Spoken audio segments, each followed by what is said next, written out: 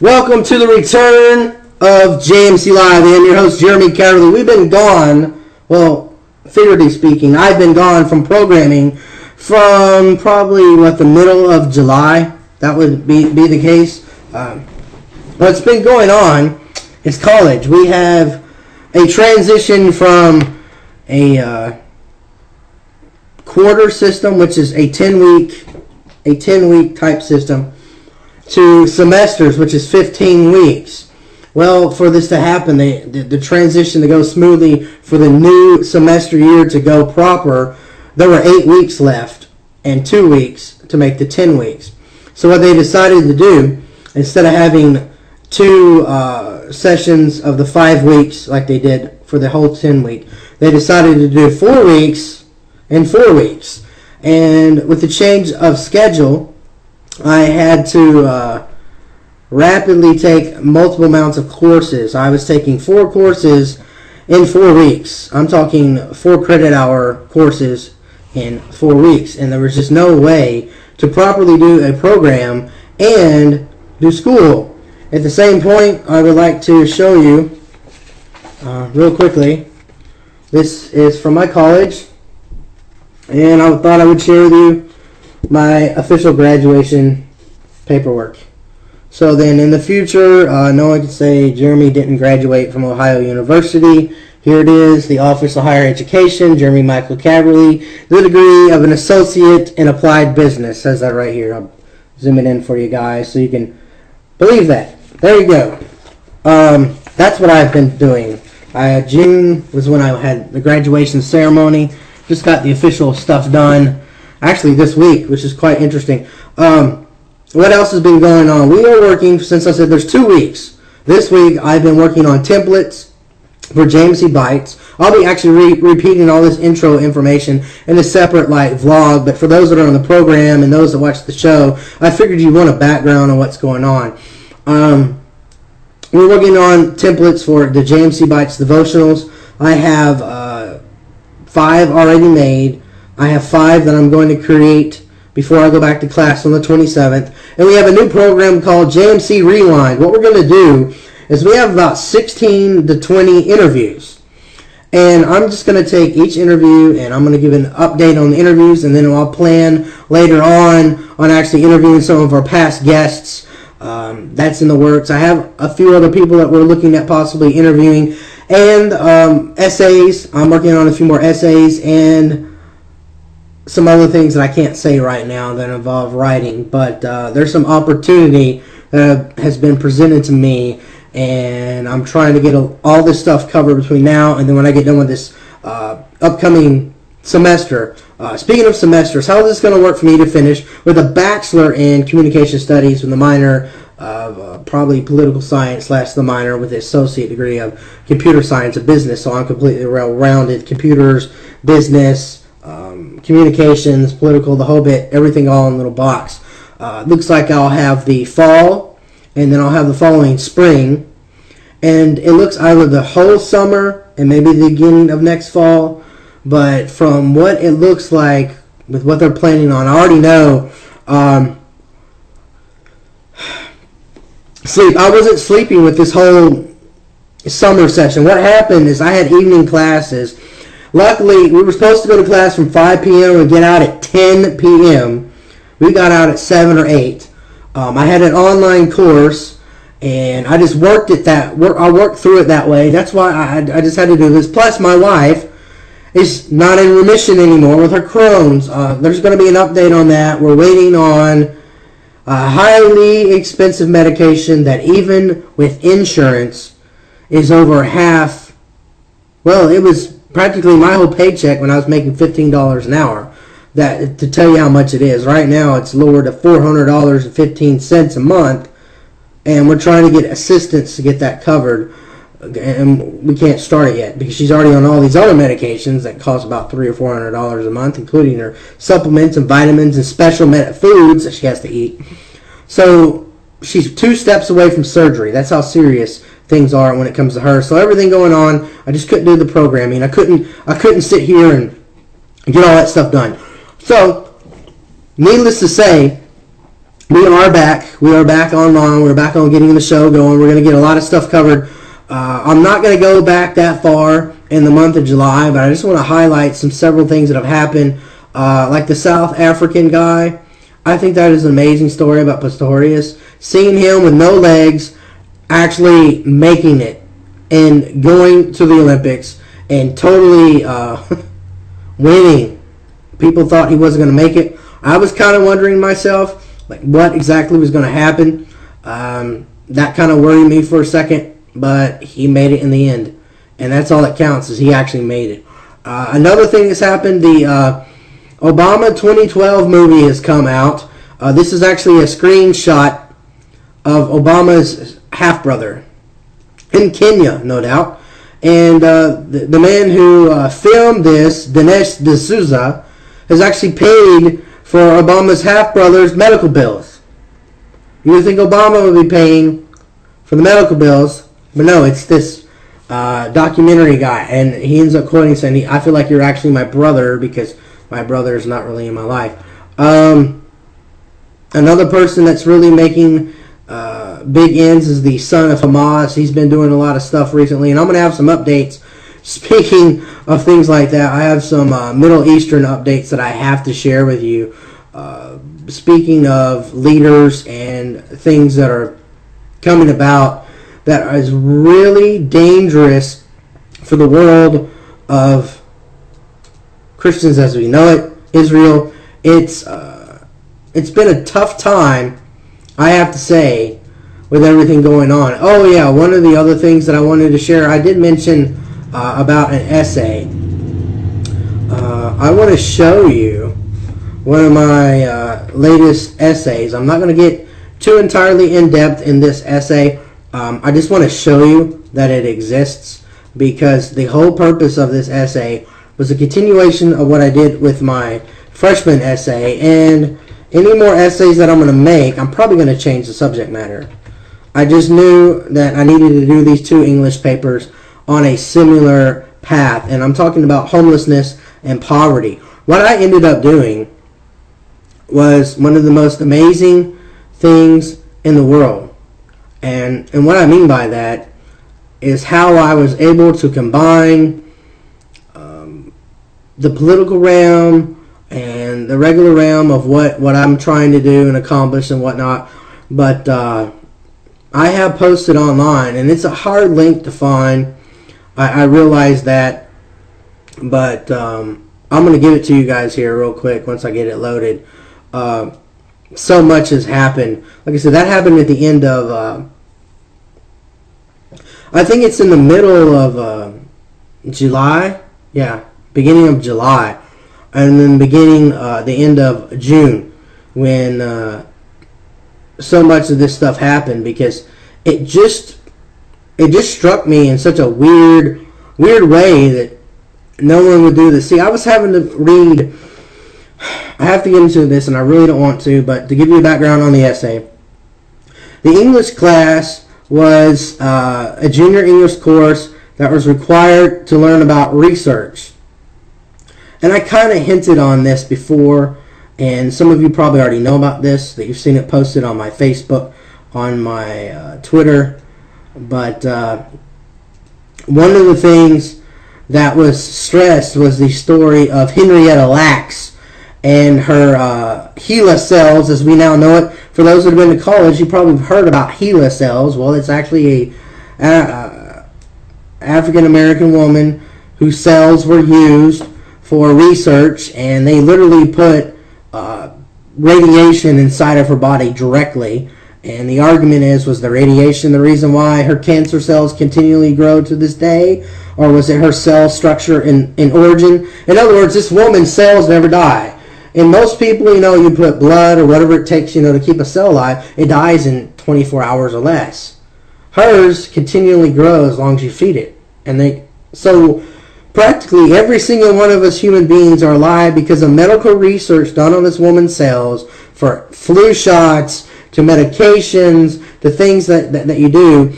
And we had to read this book, and it's got some controversial stuff in it. I found a lot of things about it. But what I'm going to share with you, and I'm just going to post the link in the chat room so you guys can download this yourselves. It's 10 pages. Just to warn you, this is a 10-page college level MLA format paperwork, and it's titled "The Intersection of Poverty and Child Abuse in America Collide. Can the youth in current society rise beyond their setbacks in life?" And I want to give you a background on something. Originally, I had 3 topics. I was going to add faith into it. The reason why I took faith out of the equation is I realized I could talk about it indirectly. 2, I only had 4 weeks to write this. And I honestly had 2.5 by the time I really started getting into the paper, because we broke it into 3 sections. This is the edit after it being graded. So you're not seeing what I submitted. I made some corrections and changed a few things, and this is what I posted. It's still 10 pages. It's still the same amount of words. I think I changed maybe 100 words or less. Correct some errors or whatnot. But I explain the issue of Republicans and Democrats. And I ended up explaining how Democrats seem to praise the welfare system and putting them on food stamps and Medicaid and Medicare. And some Republicans are praising reforming the programs and things like that. But there's no talk of this key word, transitional assistance. I know it exists, but then that's what I ended up getting more in depth in. It is quite extensive. Now, I have to warn you, the first page is actually, and I haven't said this publicly yet, the first page is a story of my life. The backpack story. And let me share that with you. I was so poor, I could not afford a backpack. I lived with my grandmother, who was on Social Security. I was still a Medicaid food stamp baby. I didn't have any money. My mom left at this point already, was married to my stepfather, and I was a split between me getting the food stamps and my little brother getting the food stamps. What was I supposed to do? Go rat my mother out? Not rat my mother out? I mean, it was a big hoopla on that, So, at that point, I had an aunt that was helping me, and still was at that point, and she'd help me, but this was a point where she just didn't know. I was a kid, and I was duct taping my backpack, literally putting duct tape on the bottom of my backpack. At one point, we had a visitor come, and some things happened, and we started getting cockroaches. I had animals, so we had fleas at one point, and all sorts of horrible stuff. When I was like in the 6th grade, 6th, 7th grade. So this first section is rewritten without you actually knowing it's about me. The only people who are going to know this is really about me is those that watch this program. Eventually, when I write later, you'll find out more about that, and it won't come for a few years, because you got to be careful. And the fact that I wrote this and some of the things I talked about is considered mature content. So there will be a warning when you click this link, mature content. So be warned that that's what is happening. But yeah, I didn't sleep until about 6 a.m. and I would get up at 12. So I got about 6 hours sleep. I stayed up all night and worked on the paper and whatnot and everything and tried to get stuff done. But yeah, that in a nutshell. The Olympics. What do you think about the Olympics, guys? We have more gold. We are the #1 gold holders again. Mr. Phelps winning his nice, wonderful medal. I mean, a lot of stuff has happened in the time that I've been off. I can't really cover everything that has happened, but I thought personally you guys might want to know something about me. Speaking of, the whole Batman massacre was one of the things that we talked about. Well, there's a new story about forgiveness that I wanted to share. Bonnie Kate was one of the victims of the tragedy in Aurora, Colorado. And she told LifeSite News in a telephone interview that despite the hell that she's been through, she said, she made a choice, and I have to stress this word, choice. She made this choice to forgive, this man that the world seems is a heartless, psychopathic, crazy, right, left wing, whatever you want to call him, guy. And she wants to simply be able to tell him that she wanted to embrace him and tell him that hope and forgiveness is still available to him. You hear this? Hope and forgiveness. This woman is forgiving the man who shot her.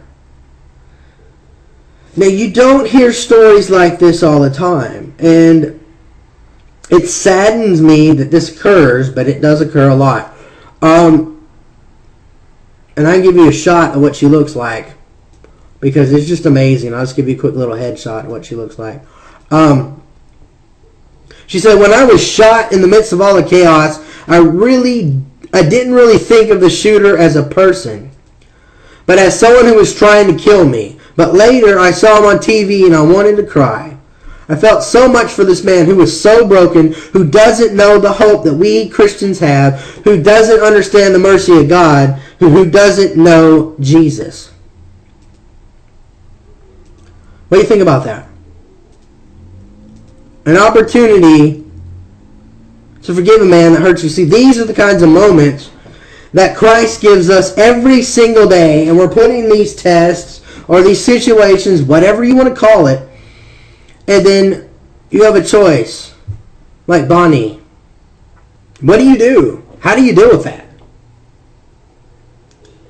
It's a question, Miranda and I kind of asked with her illness. We're still young. Why is she sick? Not able to go very much anywhere. What are we supposed to do? In the cases of these situations, you have to learn and understand there are things beyond our control, and there's always a bigger picture than ourselves. And when something emotional like this happens to us, we are only looking at ourselves, and that's normal. That's human. But in the case of Bonnie, she made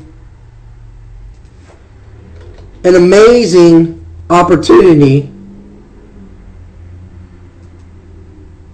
to make something better than herself. And that's the thing that I stress, is it has to be something that changes what we do. Speaking of change, here's another thing that has changed. Knoxville, Tennessee has a law that if an abortion facility is not compliant with having access to regular care, medical care, it was a law that went into effect on July 1st. The Life Defense Act makes it illegal for local board-certified GBM physician to perform abortions in a fully licensed ambulatory treatment center. It requires them to have local hospital admitting privileges. See, one of the issues about some of these abortion clinics is if something happens to a patient, they're not required to directly send them to an ER. The patient themselves has to call 911 and do something. The said technicians doing abortions do not have the capability, if there is a mistake made, at least in this case, not everywhere, but many cases, when women end up in the hospital, like not too long ago, there's a story of a woman ended up in the hospital because bad procedure was done with an abortion. Well, this is what happened. This law was passed that you have to have that access, to have that level of clearance, is a military word I would use, level of security clearance, level of authority to admit a patient in case something happens. You think that's a logical thing? I'm an abortion clinic. If I screw up, I need to be able to get them to the hospital, right? Well, according to this place here in Knoxville, Tennessee, they had a problem with it because of funding. They didn't have enough money. Strange enough, not many people were going to this clinic. And it closed its doors because of this law. I don't think it closed its doors because of this law. I think it closed its doors because they weren't getting people coming anymore. And why aren't people going to abortion clinics? Because they're waking up and really seeing the truth of what an abortion looks like. There are only a small factor of less than 1% that even makes any sense for an abortion. It's a medically charged situation. The baby and the mother's life is in danger. Someone has to make a choice of who lives or not. Other than that, it's really a gray matter.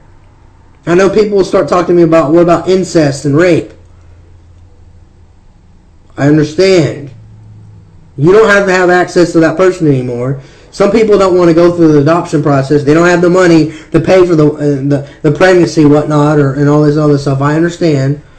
But when it comes down to some of these things, this is why I think in America and elsewhere, things are going to keep changing and getting to a point where things will get even better than where they are now. And that's what I'm hoping, is things will get better than where they are now. Now, I want to transfer over to, in this story, it's already got, Washington, D.C. has already been on my website looking at this because it's where I got it from. For those of you that know the history of the internet, DARPA and all that other stuff, the Defense Department and everything else, the internet was originally created for the military. Well, the Pentagon, DARPA, which is a branch of that, the Department of Defense speaking, they're wanting to create robots. And you're like, what? You want to create robots? I'm like, yes, our own government wants to create robots. And I'm going to go to the actual link so you can see this for yourselves. The actual DARPA.mil is the website. And this is the Technology Office. I'm going to blow it up really big. Check this out. There you go. You probably can't read it very well. But this is the DARPA Technology Office. I probably just lost you by just saying that. Bear with me. You're kind of wondering, what in the world are you looking at a government website for? I do this all the time.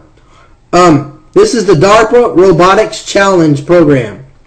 In other words, they're going to give some people access to some software where they can start creating, and this is going to go to universities, small, medium, large businesses, individuals, and groups that will be allowed to have access to this material. And they want to be able to create ground robots capable of executing small tasks or complex tasks in a dangerous, degraded human engineering environments. That's a quote. Here's the other quote. Department of Defense strategic plan calls for the joint force to conduct humanitarian, disaster relief, and related operations. In other words, say Hurricane Katrina happened again. Well, if something really extremely crazy happens where you can't get into physically, they want to be able to bring some kind of robot into a situation to assist people in need. This is going to really start the process of using the software and everything. It's going to start October 12th and run for 27 months with 3 planned competitions. So this is like going to be like a game in a way. There's going to be 1 virtual and 2 live. You've got June 2013, December 2013 to December 2014. This is going to give them time to build this stuff. It's going to be quite curious to see exactly what in the world are they really building. What in the world are they really creating? You know, it's going to really open the door, in my eye, as to what in the world is going to happen next. I mean, there's a lot of lines, ethical lines you got to decide on. If you bring a robot into it, is it going to have the capability of sensing anyone around you so you don't step on little kids and so on and so forth. There's a lot of stuff that comes with something like this. But for a tech guy such as myself, you know, the day coming true where you can say, oh, there's robots. I know there's a group of people out there that are going to say, what about Terminator? What about whatever, blah, blah, blah. I was like, well, I don't know about that, but this could be good, this could be bad. You got to be careful. Well, yeah, by the end of tonight's show, we're going to be giving away The Stakes Are High, God's Wisdom for Our Public Schools by Professor Dennis Ray. He's a professor here at Ohio University and Ohio Christian University, and we're giving away this book for free. How are you going to do that? I'll explain that later in the end of the second half hour. We'll be giving away The Stakes Are High by Professor Dennis Ray, God's Wisdom for Our Public Schools. Now I want to talk about something quite creepy and normally gets the most views on Eternal Flame News. Speaking of Eternal Flame News, the Eternal Flame News program itself may not return until the end of my 15 weeks, so I can kind of balance things out. So I will try and have an extended 15, 20 minutes, half an hour maybe, on upcoming JMC Live shows to compensate. This is about the Arab Spring. Now, I don't know how many of you have followed the historic lining of Arabs when it's in regard to the word crucifixion. When you hear the word crucifixion, normally, and that's probably not too good, you can't see it. Crucifixion normally is something you hear about Romans. That's true. But Muslims did it as well as stoning. And depending on the case of crime, the said situation, person goes through their trial process, and that can take, half an hour to a day or so, and ends up pinned against a piece of wood, otherwise known as a crucifixion. Well, Warmet Daily shared this the other day, and I read this and it creeped me out. And I checked it out for verification, and yeah, this is really happening in the Middle Eastern websites that I look at. It says opponents of the current Egyptian Muslim president are executed naked on trees. This is regarding Mohammed Morsi. One of the things that creeps me out about this, it says that they placed them naked in front of the presidential palace while abusing other people. They call them partisans. The Arab medium call them supporters, followers, and partisans of the Muslim Brotherhood. Muslim Brotherhood. It says anyone who is resisting the new government. The people are attacked and crucified were secular protesters. Now, in the Middle East, the word secular is kind of concurrent with what Christians say today, although look at it from a Muslim point of view. If you're not a Muslim, you're a secular person. Now, the difference between the Muslim Brotherhood in Egypt wanting to crucify people, to here in America, Christians don't arrest people and crucify them. As far as I know. There might be some radical guy doing it, but overall Christianity is not that psycho. So this really worries me that they're actually, that they're going so far to just kill people. So the issue at hand of the COPS, COPTS, which stands for Christian Egyptians, and they're trying to find freedom in other states, in other places all across Egypt for safety against the hands of people. And honestly, I don't blame them one bit, because it's gotten to the point where too many things have fallen away, fallen apart, and I can't condone this at all, because so much has fallen apart in that side of the world. It's crazy. I was watching the Nobel Peace Prize winning guy who helped instill this situation. There's a white guy, I'm not going to get into too much depth in it, who's created a theory in a way of uprising, kind of like the Occupy, and has given it to the hands of the Middle Eastern people. This is why all this is happening. And there again, we have our own government, like we have with Charlie Wilson's war, funding one of the faction sides, because the side is saying we will support America or we won't attack you, or whatever it is. And we have Iran and other countries talking about uprising to not only destroy America, but to destroy Israel. So one of our good friends, Memory TV, has now been responsible for banning Hezbollah TV from social media networks and applications.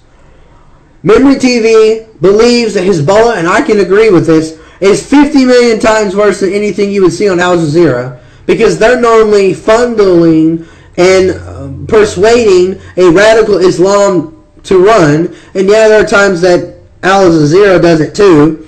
They're pretty don't have much of a problem showing beheadings on their TV or whatnot. I know CNN did that at one point as well. They shared the Nick Berg and some of those others. But there are people out there that realize how dangerous the message of these radicals getting in the hands of a mentally disturbed person could be. Because that's what happens in America. It's normally somebody that isn't even Muslim that becomes Muslim, that gets involved in these things. And you find out later on, oh yeah, they had a case of whatever, mental illness, or maybe they didn't, and they just got so wrapped up in these things, it just totally transformed their minds into something else. Now here's something now, speaking of something else that I'm worried about. Israel. We're looking at the Iranian president Mohammad Ahmadinejad, and this is an anti-Israel protest in Tehran, where he ends up saying, and this was like Friday, yesterday he said this, and I don't have the video yet, but I read the text on it.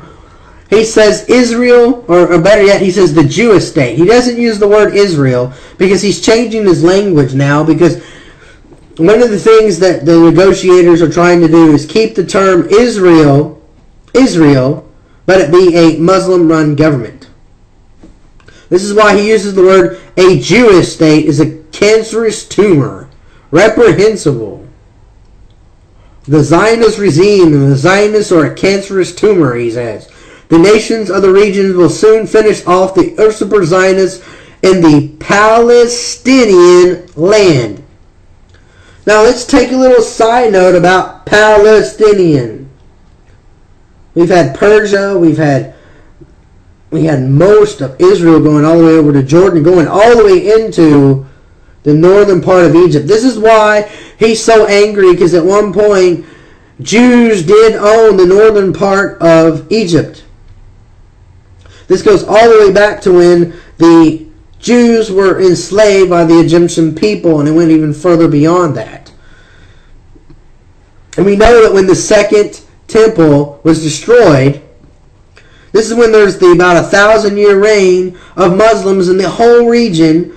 And what happened is most of all of the Jewish people left the Middle East.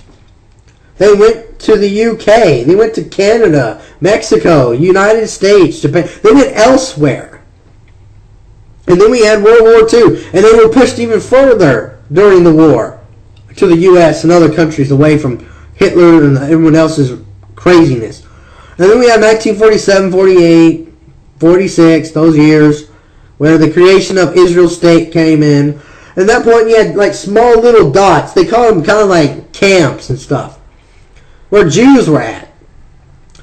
And what worries me to no end is the point taken as we have a president in Iran who is one step away from getting weapons created of mass destruction. And I'm talking about straight up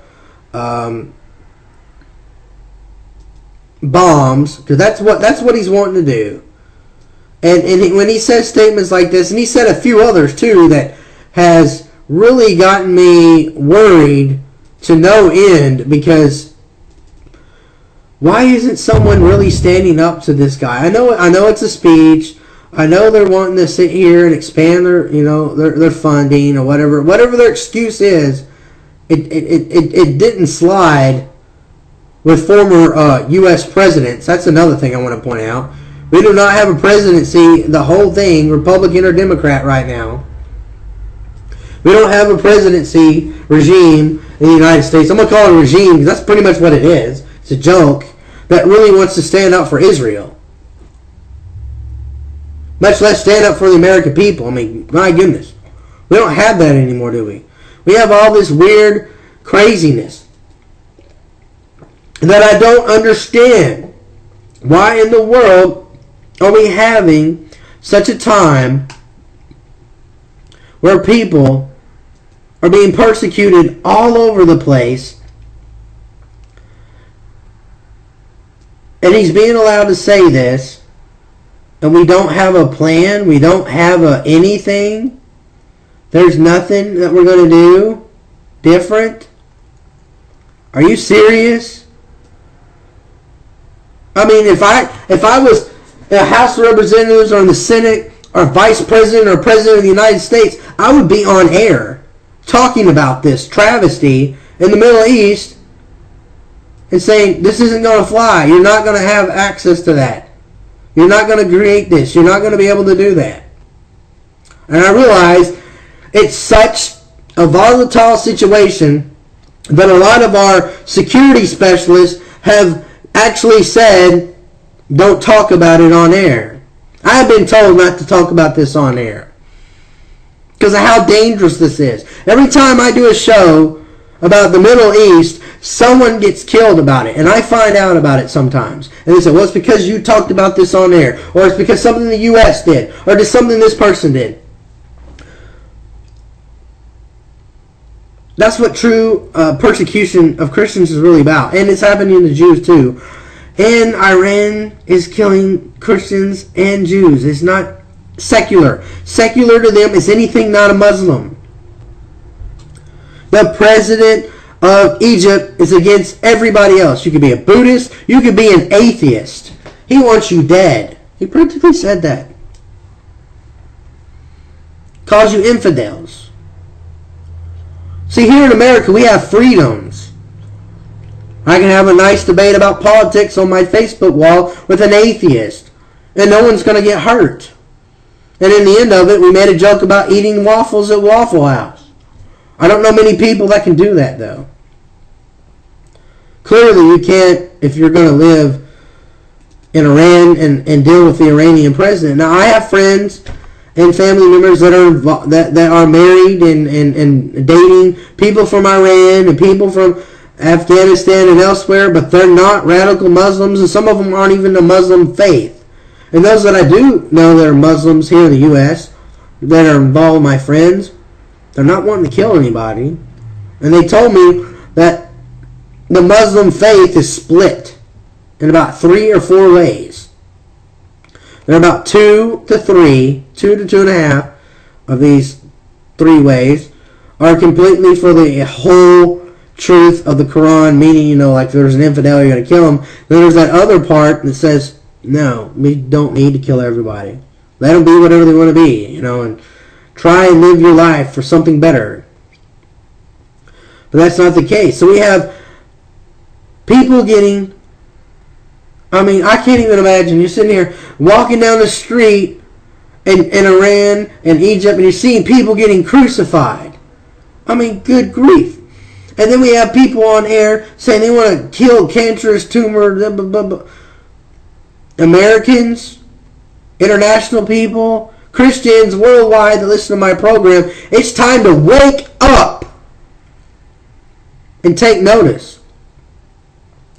Because you know how easy it is for someone of that radical belief could have people right now in this country planning something against us. We are not invincible. Nobody is. That's why our military must remain strong. But need I digress any more on that? Speaking of freedom, I'll finish with this, and I'm not going to get into it too much because I'm trying to find out, and I'm looking at this guy, and it reminds me, when I see him, and I'm not going to play the video, it reminds me of the smirk on his face. You'll know what I'm talking about when I see it. But this former Marine got arrested by the FBI for a patriotic Facebook post. I'll say this again. A former Marine gets arrested by the FBI for a Facebook post questioning him about links and people he associates with and the words he uses, and they were concerned that he was going to commit violence upon somebody. Now, whatever information they may have may prove that he did want to do something violent. Maybe he's not. But as far as I know, until I get more updates, his rights weren't read to him apparently, and he doesn't even know why he's completely arrested. He's supposed to see, he's supposed to go to court here shortly. There's a change.org petition on this guy. And I'm only covering this quickly because I'm concerned what's happening. Because I got to share with you something else that has been brought to my attention. That's on Facebook from one of my friends. And it's a post that was made. These are some new rules for conservative Christians on Facebook. Specifically, conservative Christians on Facebook, of all things.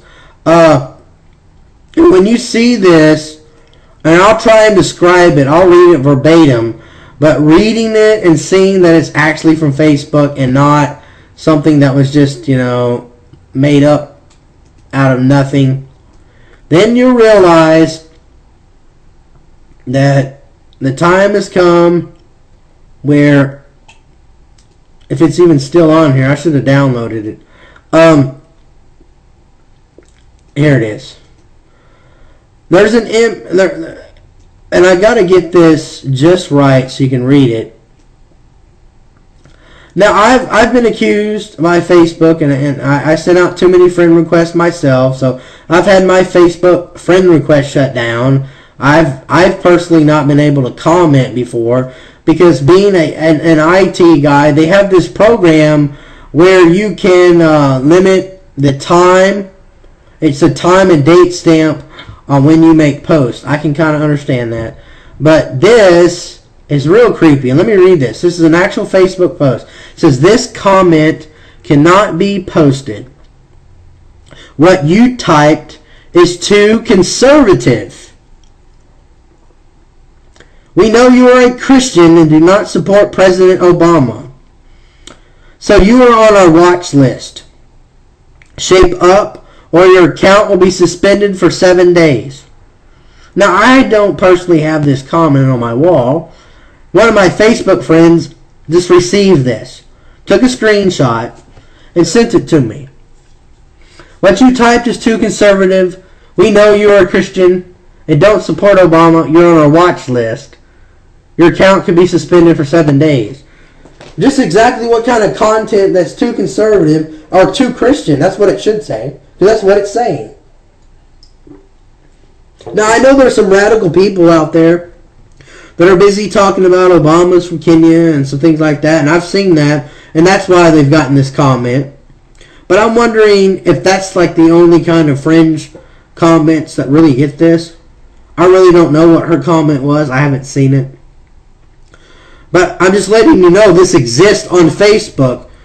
It makes you wonder, at what point will my own program be considered too conservative and too Christian, because, I don't support Obama, and I am a Christian, and I am a conservative.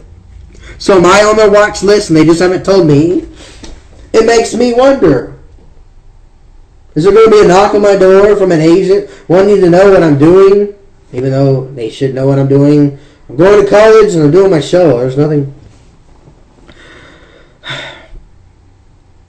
I have to say that we're living in a world where freedoms are being taken away, and it's scary.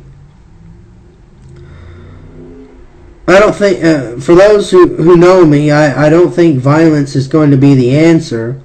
But I realize radical people are going to, and are, signing up for militias and doing all this weird, crazy fighting and stuff. I believe that Jesus Christ can fix all this. And the point that happens is when this happens, all we're supposed to do is say, no, I will not comply. No, you can't do this. And then you're supposed to tell them about Jesus. Those are the only two things you are supposed to do. You don't need to pick up a gun. Although if you own one, you can tell them, no, you can't have my gun. I understand that. I myself, I can't. You can go ask boot camp instructors. I can't shoot a gun for nothing. So you ain't got to worry about me shooting anybody, because I can't shoot a gun. I could aim it at your head, and I'd probably shoot the corner of the wall. Guess what I did at boot camp? I got All my shots went off to the side. I can't shoot for nothing. I don't even own a gun. I don't need one. I have Jesus Christ. I don't need a gun. I can accomplish more with Him just speaking His name than I could ever do with a gun. So I'll never need one. So those are the two things that we have to do today. Is we have to be able to say no. Repent of our sins, of course. And be able to know how to talk about the gospel of Jesus Christ. That is the utmost importantness. If you don't know about what you believe, if you do get arrested, or if you do get told, well, you shouldn't act that way, what is your response going to be? Just your flesh getting angry, and you say, well, I don't like what you're telling me to do. Or are you going to break down, or are you going to just be like, okay. Because we're all getting to that point in one way or another. And as I keep looking at this post, I mean, it freaks me out. What you typed is too conservative. We know you're a Christian and don't support Obama. You're on our watch list. I'm like, what? I didn't get this comment. I guess I'm not conservative enough for Facebook to think this for me yet. And I do normally pray about what I post and what I say to not necessarily because I don't want to offend anybody, but I want to be prepared to defend myself when something happens, because I'm not really afraid of offending someone for the cause of Jesus Christ. Because that's where we're at this point. If you could hear the things that I hear at the college, the things that are being taught that are supposed to be considered educational. I'm not even going to use the word liberal or conservative. It's supposed to be education. I thought education was something that was more concrete and something that couldn't be argued on as much. I realized going into college, you're supposed to be able to create new theories and whatnot, and create new ideas and moments that no longer exist, and disprove old truths into new truths, which I guess that's the issue here. Disprove old truths and make new truths. In other words, rewrite history is what they're doing. And that's what I'm worried about. Is how much more is this going to happen? I can fathom how bad this is going to get. Another thing that I'm looking at, and this is directly related to what's happening in this world. I've had 110 shares of this, and I'm sad that I have over 2,000 friends, and only 110 of them have shared this image. I need you to find this image on Facebook immediately and share it. Because this kind of sums up everything that I've talked about tonight. If this thing will work. Here you go. Are you seeing it? Because I'm shrinking it down so you can read it better.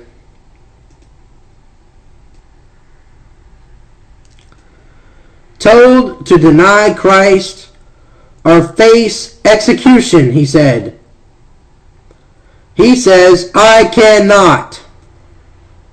I will not comply. Share his story.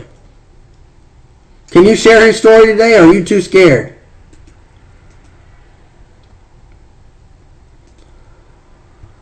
What happens when this comes to America? When you're told to deny your faith, and it's not happening right now in a direct fashion of, well, we need you to stop saying Jesus Christ is Lord. No, it's you can't have a cross here. It started with the word I used the other day talking to one of my friends is our articles or our extremities of our Christian faith. Crosses and signs and all these, outside appearances. It starts with that. Then it starts with a physical location. San Diego. You have too many people coming to your house. You can't have Bible study. You need to have a business license. You're in school public school, you can only pray, during break. You can't bring your Bible to this class. You can't teach about this because it goes against this. So we're already in America being told no. Those that are atheists, they don't have any extra thing to believe in but themselves. So their lives are not being changed until they say they walk past a cross or walk past something and they're offended by it. What's the difference than me than driving down the road and there's the Lion's Den polo shop on the side of the road 2 miles down, take a right. I can't get the sign removed. I can't get the shop closed. But atheists and those that aren't Christians are comparing crosses and all this stuff to pornography or bestiality or even murder in their eyes. It's murderous. This is killing my eyes, they say. In some cases, some of these things can be avoided. I actually had someone on Facebook tell me that he wishes no public money and no people would support hospitals. And I said, do you realize that most hospitals and nursing programs and medical programs were originated from Christians? And I said, where is the atheist group?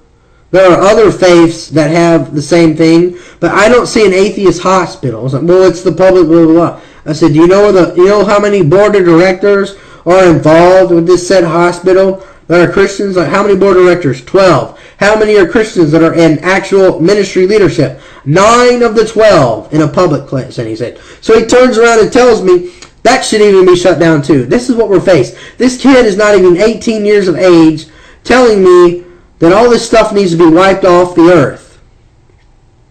I'm 32, having a less than 18-year-old boy who's an atheist telling me that this is going to be the future for America. That when I'm 40, 50, 60 years of age, Christianity won't exist in America. That's what the younger generation's mindset is coming up into. If we don't stop it now, it's just going to keep degrading. For those of you that have had any education at all, or forget education, look around you for all the years that you've been around. Most of you are older than me. Some of you are younger than me. What's happened? Musical styles change, clothes styles change, words change. What happened to the same yesterday, today, and forever is known as Jesus Christ, our Lord and Savior. His message never changes. We're the ones that keep changing things and compromising. And it's time that we wake up and stop. I will not comply. I will pick up my cross and follow you daily. That's what God asked us for. So you know what? So if we have atheists and all these people wanting to destroy us, we're supposed to be living crosses, walking around as representatives of Jesus Christ. You don't need to wait for a pastor or a minister. All of us have been called. Even Billy Graham has come to realization recently and said, oh yeah, the Great Commission is an example of talking about all of us being a missionary with whatever it is that we have. So if you're a business owner, you're going to run your business for Jesus Christ. If you are in the politics, you do politics for Jesus Christ. Everything that you do is supposed to be a form of worship to Jesus. But if we forget that fact and make everything about ourselves, like atheists and others are wanting to do, we're forgetting the bigger picture. And it goes right back to what's happening in Iran and happening in Egypt. The Western Church doesn't care that much about Jews and persecution. I'm involved with the Voice of the Martyrs and others, and they're telling me daily it's either they're not getting the funding or they're not getting people to go. Missionaries aren't going out like they used to. I know money is short and tight. I understand that. But there's a lot we can do. There's a lot more. There's so much more that we can do. It starts with prayer. It starts with actually caring about the things that I talk about on this show. The reason why I take the time to get the links together, put the show together, is so that you can be able to share this with others and talk with others and move this to the next step. and whatever God wants you to do. Because the last thing I want is for someone to sit down and watch this program and then you get up and that's all that ever happens. It's not supposed to stop when I say the show is over. Because then it's your show. You're the one that's on show now. When this is over and said and done for the evening, it's your show time. You got the ball. For those of you who play football, you got the ball. You're the quarterback. You got to throw it to the running back. Right now, I'm the quarterback. I'm about to throw it to you. You need to be the wide receiver and run down and make a touchdown. But the difference is you don't stop and celebrate. Because in the kingdom of God, the touchdown goal is continuous. It never ends. The team keeps going. There's not just 4 or 5 quarters. It's a never-ending process from the moment you wake up till you go to sleep to the next day. There's something the devil wants to do to stop you. And that's what's happened. That's what's happened all over. We're allowing this to happen. And I realize that the end of days is coming upon us, as they would say in some ways, sooner than later. And many people would say, well, this is just going to happen. There's nothing I can do. What can you do to change the world around you, right where you're at? There are people around you that are dying and going to hell every day because someone denied to share their faith. Someone denied to try and do stuff. And it's real difficult for me in class to talk about my faith. I'll talk about my faith like when I'm talking to the professor and in between classes sometimes. And it gives a dialogue opportunity for me. And it works. Because they have the opportunity to know what I believe and can turn around and ask me later. So that's how that happens. So now I want to end the show with letting you guys know that the Professor Dennis Ray book, I actually have several of these I want to give away. The Stakes Are High, God's Wisdom for Our Public Schools. I want to give this away to someone this week. If it doesn't happen on this show, it can happen later. I need an email sent. For those of you that are watching, it's Official JMC Ministries. OFF. If I get my typing right. OFFICIAL JMC MINISTRIES @gmail.com. I need an email sent to that with subject line school. What do I need in it? I need your name, I need an address, and a phone number. I'll say that again. Official JMC Ministries @gmail.com. I need subject, school, name, address, and phone number, and you will get one of these for free. When this show goes off, I'm going to post that on Facebook, and one of the Facebook winners will get it, because I actually got 3 of these things to give away. And then I can give you a link to where you can buy his other books. This has been JMC Live on August 18th, 2012. God bless you, and we'll see you next week.